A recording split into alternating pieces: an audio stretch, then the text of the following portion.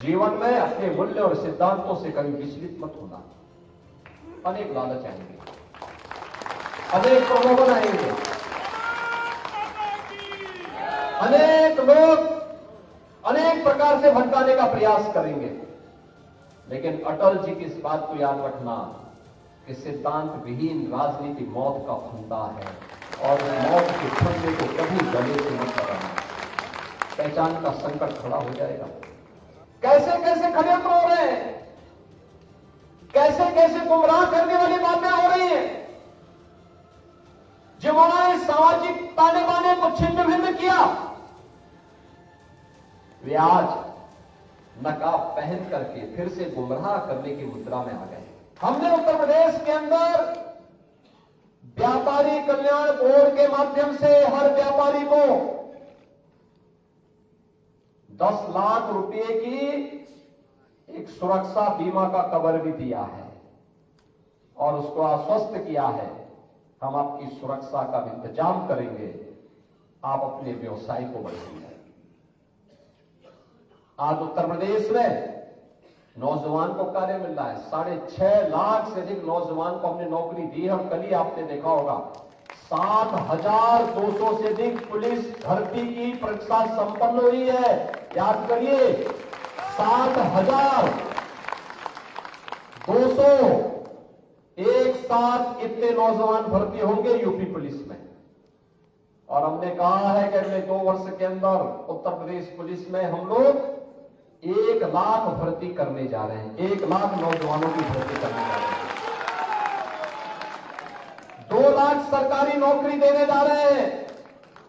आज कोई भेदभाव नहीं होता युवा के साथ, कोई भेदभाव नहीं कर सकता, क्योंकि सरकार ने पहले कहा है कि भ्रष्टाचार और भ्रष्टाचारियों के खिलाफ, अपराध और अपराधियों के खिलाफ हमारी जीरो टॉलरेंस है और जीरो टॉलरेंस की अपनी नीति के तहत हम कार्य करेंगे।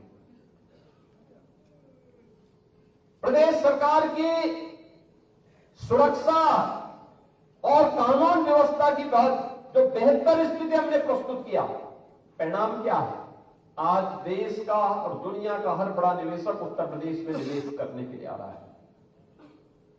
फरवरी 2023 में जो हम लोगों ने इन्वेस्टर समिट किया, इस इन्वेस्टर समिट में उत्तर प्रदेश को 40 लाख करोड़ रुपए के निवेश के प्रस्ताव प्राप्त हुए। 40 लाख निवेश के प्रस्ताव का मतलब लगभग 1.5 करोड़ नौजवानों को सीधे सीधे नौकरी।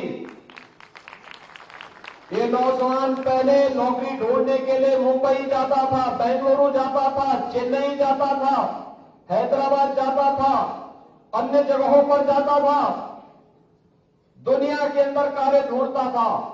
आज उसको उसी के गांव में, उसी के जनपद में, उसी के क्षेत्र में, उसी के प्रदेश में उसके अनुरूप, उसकी क्षमता और योग्यता के अनुरूप नौकरी मिलेगी। प्रदेश के अंदर परंपरागत उद्यम को विकसित किया गया। 1 डिस्ट्रिक्ट 1 प्रोडक्ट की योजना के माध्यम से मुख्यमंत्री विश्वकर्मा श्रम सम्मान और पीएम विश्वकर्मा योजना के माध्यम से 2 करोड़ से अधिक युवाओं को रोजगार और स्वतः रोजगार के साथ जोड़ने का काम भी हुआ। आज सड़क बनाने में, इंफ्रास्ट्रक्चर के बनाने में कोई भेदभाव नहीं। आज प्रदेश के 75 जनपदों में बिजली मिल रही है। प्रदेश के अंदर विकास के कार्य द्रुत गति से आगे बढ़े हैं। याद करिए, जब 2017 में हम लोग आए थे, जनसंख्या उत्तर प्रदेश की नंबर 1 पर थी, लेकिन अर्थव्यवस्था में हम देश के अंदर 7वें स्थान पर थे। और आज मैं कह सकता हूं, इन 7 वर्षों में हम उत्तर प्रदेश को नंबर 2 पर लेके आए हैं और अगले 4 वर्ष के अंदर, 3-4 वर्ष के अंदर उत्तर प्रदेश देश की नंबर 1 की अर्थव्यवस्था होगी। बहनों और भाइयों, ये सामूहिक प्रयास का परिणाम है। आदरणीय प्रधानमंत्री जी का मार्गदर्शन और नेतृत्व इस देश को प्राप्त हो रहा है और उसके परिणाम हम सबके सामने हैं। जमीनी धरातल पर उन योजनाओं को लागू करने के लिए किया गया प्रयास, और उसी में मेरा यह मानना है, अगर आप परिश्रम कर रहे हैं, अगर आप निष्ठा से कार्य कर रहे हैं, अपने कार्य करने का परिश्रम और पुरुषार्थ आपके पास है, दुनिया की कोई ताकत आपका मार्ग नहीं रोक सकती, कोई आपके लिए बैरियर नहीं बन सकता, नहीं बन सकता है। और इसीलिए युवा मोर्चा के कार्यक्रम में मैं जब आता हूं तो मुझे अच्छा लगता है कि कम से कम वहां पे लोग ऊंघ नहीं रहे होंगे, वहां लोगों में एक जज्बा होगा कुछ करने का और आगे बढ़ने का, उनके मन में एक तमन्ना और एक तड़प होगी, और ये होनी भी चाहिए। लेकिन याद रखना, जीवन में अपने मूल्य और सिद्धांतों से कभी विचलित मत होना। अनेक लालच आएंगे, अनेक प्रलोभन आएंगे, अनेक लोग अनेक प्रकार से भटकाने का प्रयास करेंगे, लेकिन अटल जी की इस बात को याद रखना कि सिद्धांत विहीन राजनीति मौत का फंदा है, और मौत के फंदे को कभी गले से मत लगाना। पहचान का संकट खड़ा हो जाएगा, पहचान का संकट खड़ा हो जाएगा। पहचान का संकट स्वयं के लिए नहीं आने देना है, अपने परिवार के लिए नहीं आने देना है, अपने खानदान के लिए नहीं आने देना है, अपने महापुरुषों के प्रति भी नहीं आने देना है, और अपने प्रदेश के सामने भी नहीं आने देना है। और इसीलिए जब हम कार्य करें सार्वजनिक जीवन में, याद करना, हमारे लिए, भारतीय जनता पार्टी के प्रत्येक कार्यकर्ता के लिए, युवा मोर्चा के प्रत्येक युवा के लिए एक संकल्प होना चाहिए कि दल से बड़ा देश, सब कुछ देश के नाम, मेरा हर काम देश के नाम, मेरा हर काम देश के नाम। इसके बगैर हम सोच भी नहीं सकते।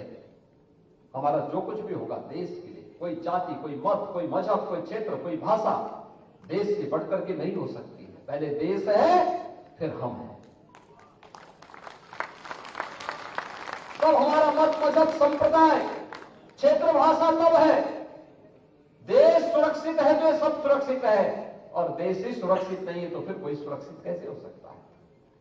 और इसलिए देश के लिए पूर्ण समर्पण, राष्ट्रीय एकता अखंडता के सामने आने वाली चुनौती के लिए हम सबको मिलकर के सामूहिक रूप से प्रयास करना होगा। आप देख रहे होंगे किस किस प्रकार की अफवाहें फैलाई जा रही है, कैसे कैसे षड्यंत्र हो रहे हैं, कैसे कैसे गुमराह करने वाली बातें हो रही हैं। जिन्होंने सामाजिक ताने बाने को छिन्न भिन्न किया, वे आज नकाब पहन करके फिर से गुमराह करने की मुद्रा में आ गए। जो लोग सामाजिक न्याय के लिए समर्पित महापुरुषों को अपमानित करते थे, आज वोट के लिए वे उनकी आरती उतारते हुए दिखाई दे रहे हैं। ये नजारे तो देखो इन लोगों के। आखिर यही समाजवादी पार्टी है, कौन नहीं जानता इनके चेहरे को। आखिर यही कांग्रेस है जिसने देश के अंदर सर्वाधिक समय तक शासन किया, और इनके कारनामों से कौन नहीं जानता है। बाबा साहब भीमराव अंबेडकर का सर्वाधिक अपमान इन्होंने किया, लोह पुरुष सरदार वल्लभ भाई पटेल का अपमान इन्होंने किया। इन महापुरुषों को भारत रत्न नहीं मिलने पाए, इसके लिए एड़ी चोटी लगाई। ऐसे लगता था जैसे भारत रत्न पर एक परिवार का एक अधिकार हो गया हो, उसी परिवार के सारे लोगों को मिलना चाहिए, बाकी किसी और को नहीं मिलना चाहिए। बहनों और भाइयों, जब भी इनको मौका मिला, कांग्रेस हो या समाजवादी पार्टी, ये तथाकथित धर्मनिरपेक्ष दलों को जब भी इनको मौका मिला, उन्होंने देश की कीमत पर राजनीति की है। यही अंतर है, ये देश की कीमत पर राजनीति करते हैं, हम लोग देश के लिए राजनीति करते हैं।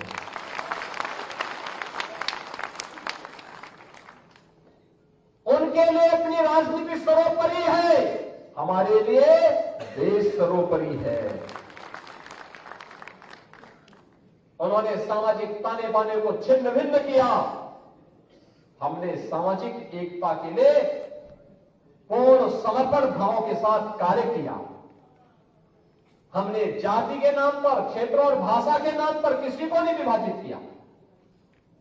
प्रधानमंत्री मोदी जी ने पिछले 10 वर्ष के अंदर देश को जो कुछ भी दिया, उन्होंने ये नहीं कहा कि मैं इस जाति को दूंगा, इस क्षेत्र को दूंगा, इस योजना का लाभ केवल इस वर्ग को मिलेगा। उन्होंने तो एक ही मंत्र दिया देश को, और मंत्र था सबका साथ, सबका विकास। सबका साथ और सबका विकास का यह मंत्र भारत के वैदिक मंत्र का ही एक वर्तमान रूप है, जिसमें भारतीय ऋषि कहता है सर्वे भवन्तु सुखिना सर्वे सन्तु निरामया। बहनों और भाइयों, यही तो भाव है जिसे लेकर के आज युवा मोर्चा को फिर से आगे आना है।